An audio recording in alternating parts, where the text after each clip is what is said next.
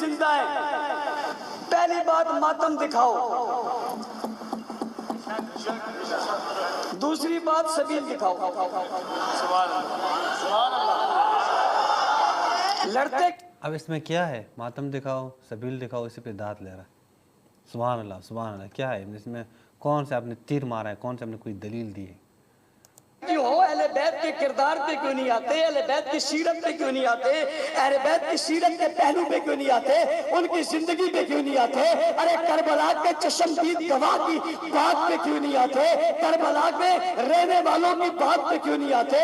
واپس آنے والوں نے سبیل لگائی ہو وہ بتا دو، واپس آنے والوں نے ماتم کیا ہو وہ بتا دو، لوہا پڑا ہو وہ بتا دو، مرثیہ پڑا ہو وہ بتا دو، روڈ چوک بلاک کیا ہو وہ بتا دو، باہر آ کر بتایا ہو حسین شہید آج کے دن میں تھے۔ ہم آج سے شک کر رہے ہیں، کسی اور کی بات نہیں کرتا، ان سے بتاؤ تم پہلا بن جاؤ گے، زہر کا پیالہ پی لو گے، اپنی موت قبول کر لو گے۔ خدا کی قسم خاندان حسین سے نہ سبیل ثابت کر سکتے نہ ماتم ثابت کر سکتے۔ یہ بہت عجیب بات یہ ہے کہ کہتا کیا ہے کہ نہ سبیل ثابت کر پاؤ گے نہ ماتم ثابت کر، زہر کا پیالہ پیو گے۔ دیکھیں پہلی بات تو یہ ہے، اس طرح کے جو لوگ ہیں یہ ان پڑھ لوگ ہیں، یہ بالکل ہی ان کا نہ کتابوں سے کوئی واسطہ ہوتا ہے، نہ ان کو کوئی علم سے واسطہ ہے، نہ کوئی دلیلوں سے واسطہ ہے۔ یہ باہر کے فنڈوں پہ چلنے والے لوگ ہوتے ہیں، اور انہوں نے صرف زہر اگلنا ہوتا ہے، نفرتیں پھیلانی ہوتی ہے۔ تو میں کو یہ ایڈوائس دیتا ہوں، مشورہ دیتا ہوں کہ آپ یہ باتیں نہ کریں، چونکہ اس میں خود پھنس جاؤ گے۔ بالکل بھی یہ باتیں نہ کریں، وہی نفرتیں پھیلاتے رہو، کفر کے فتوے جو نعرے لگاتے ہو بس کرتے رہو کام، لیکن کوئی علمی بات نہ کرو، کوئی سوال نہیں اٹھاؤ۔ کیوں؟ کیونکہ تم خود پھنس جاؤ گے، تمہیں تو پتہ ہی نہیں ہے کتابوں سے، تمہارا سروکار ہی نہیں ہے۔ یہ تو خود آپ کے دیوبندوں میں مشہور ہیں، دیوبند مکتب میں مشہور ہیں کہ سپاہ والے ان پڑھ لوگ ہیں، حقیقت ہیں ان پڑھ ہیں، کون سا کوئی علمی لوگ ان میں موجود ہیں؟ کچھ بھی نہیں ہے۔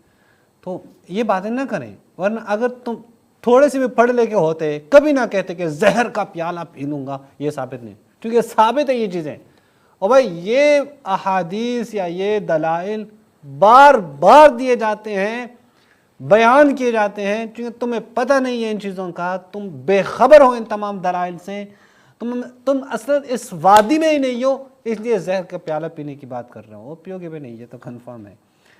میں ابھی تمہارے سامنے یہ رکھتا ہوں کہ ماتم جو ہے وہ شیعہ کتابوں سے، اب میں آپ کو دکھا دیتا ہوں، ماتم اہل بیت سے دکھا دیتا ہوں۔ سبیل کی بات کہ ہم سبیل بھی دکھا دیں گے، نظر و نیاز بھی دکھا دیں گے، بے فکر رہیں، ہم اہل بیت سے بتائیں گے، ہم اہل بیت کے پیروکار ہم دکھا دیں گے، ماتم بھی دکھا دیں گے، ساری چیزیں دکھا دیں گے انشاءاللہ۔ یہ آپ دیکھیں، یہ کتاب ہے المحاسن، المحاسن، یہ المحاسن علامہ برقی رحمۃ اللہ علیہ کی کتاب ہے۔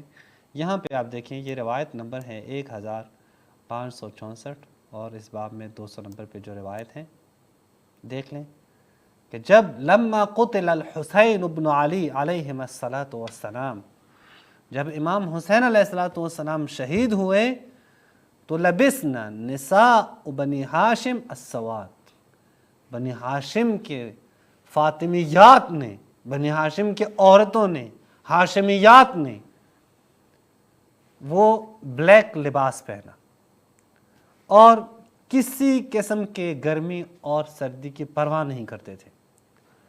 علی ابن حسین امام زین العابدین، تم نے کہا نا امام زین العابدین سے، امام زین العابدین علی ابن الحسین، اگر تمہیں معلوم ہو کہ علی ابن حسین امام زین العابدین کو کہا جاتا ہے، کیونکہ مجھے یقین ہے تمہیں اس حد تک بھی پتہ نہیں ہے۔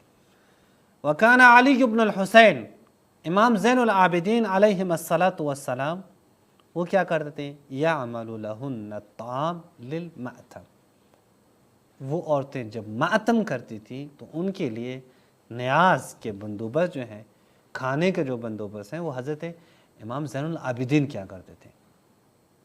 یہ حدیث ہے، شیعہ کتابوں سے دکھا رہا ہوں، اٹھیں اس کے اوپر اعتراض کر سکتے ہیں تو کر لیں، یہ شیعہ کتابوں سے حدیثیں دکھا رہا ہوں۔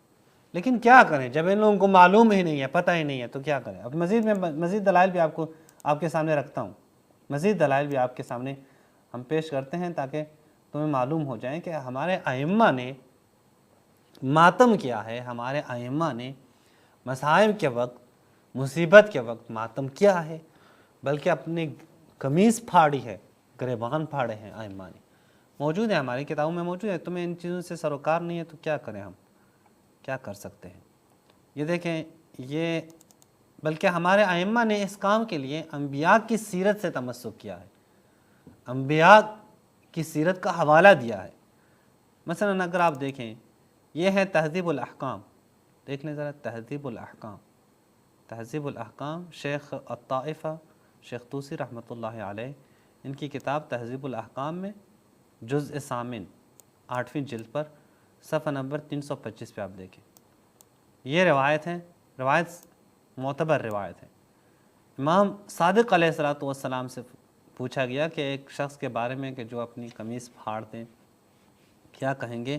کیونکہ کوئی مسئلہ نہیں ہے، قد شق موسیٰ ابن عمران علی اخیہ ہارون، حضرت موسیٰ علیہ السلام نے اپنے بھائی حضرت ہارون علیہ السلام کے اوپر ماتم کیا ہے، اپنا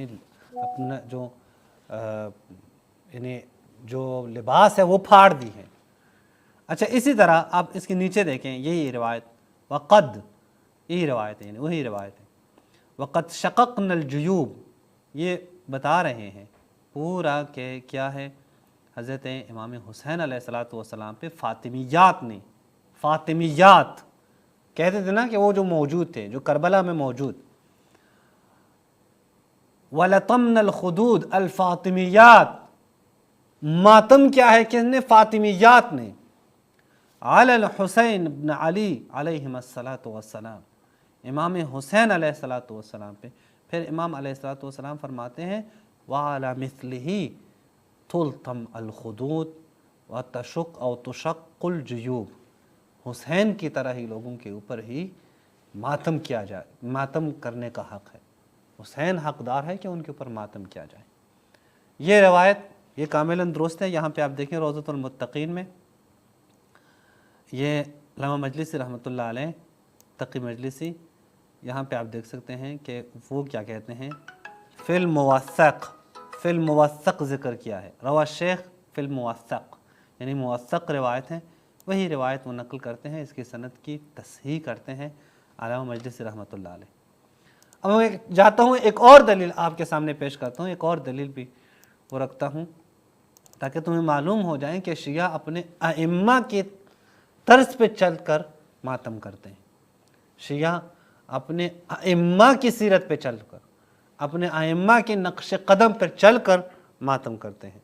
وہ آپ کی طرح نہیں ہے شیعہ، جن کے ہاں تراویح ثابت نہیں ہے اور وہ کہہ رہے ہوتے ہیں تراویح کر رہے ہوتے ہیں، جن کے ہاں کسی صحابی سے ثابت نہیں ہے، کسی صحابی سے کہ اس نے دوسرے صحابی کو رضی اللہ کہا ہو، کہہ رہے ہوتے ہیں، جہاں کسی صحابی نے دوسرے صحابی کے بارے میں نہیں کہا ہے کہ یہ سارے صحابہ عادل ہیں، تم لوگ یہ عقیدہ بنا رہے ہو، اور ایکس وائی زیڈ بہت سارے ہیں، کوئی ایک دو نہیں ہے۔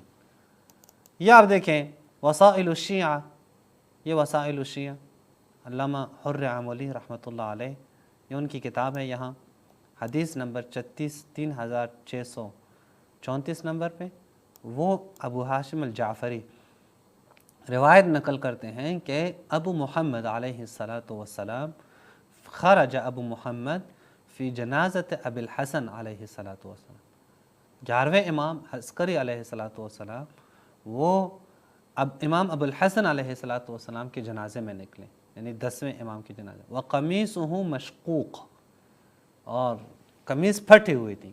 ابن عون نے ان کو لکھا، امام علیہ السلام کو، کہ آپ کے کس امام نے یہ کام کیا ہے جو آپ نے کیا ہے؟ تو امام علیہ السلام کو جو ہے، اے احمق، ما یدریک، تمہیں پتہ نہیں ہے، قد شق موسیٰ علی ہارون، حوالہ دیا حضرت موسیٰ علیہ السلام کا، حضرت موسیٰ علیہ السلام نے اپنا گریبان پھاڑا ہے حضرت ہارون کے اوپر۔ اسی طرح دوسری روایت میں بھی یہی بات ذکر کی گئی ہے، یہاں پہ بھی ہے کیا کہ اس نے ابن عون نے امام علیہ السلام سے اس کی علت پوچھی تو امام علیہ السلام نے یہی جواب دیا، قد شق موسیٰ علی ہارون۔ اچھا، اس سے بھی بڑھ کر ہمارے ہاں تو صحیح روایات جو ہمارے پاس موجود ہیں وہ یہ ہیں کہ خود نبی کریم کے زمانے میں لوگ ماتم کر رہے ہیں اور نبی کریم منع بھی نہیں کر رہے. نبی کریم نے منع کیا ہو, کیا کریں, تمہیں علم ہی نہیں ہے, پتہ ہی نہیں ہے, تو کیا کریں, صرف گلا پھاڑ پھاڑ کے تقریریں کرتے رہو, باقی ان چیزوں سے تمہارا کام نہیں ہے. یہ کام کن کا ہے؟ یہ وہ عبد الجبار کا ہے جو چھپا ہوا ہے, کبھی نکلتا ہی نہیں ہے. یہ آپ کے دیگر لوگ ہیں جو چھپے ہوئے ہیں, نکلتے نہیں ہیں. یا عبد الجبار کو نکال دوں جو جلسوں میں تمہارے ساتھ ہوتا ہے نا, اس کو نکال دو, وہ پوچھ لیں, اسے ہم بھی پہ کچھ موضوعات رکھتے ہیں اس کے سامنے. یہ ہے الکافی.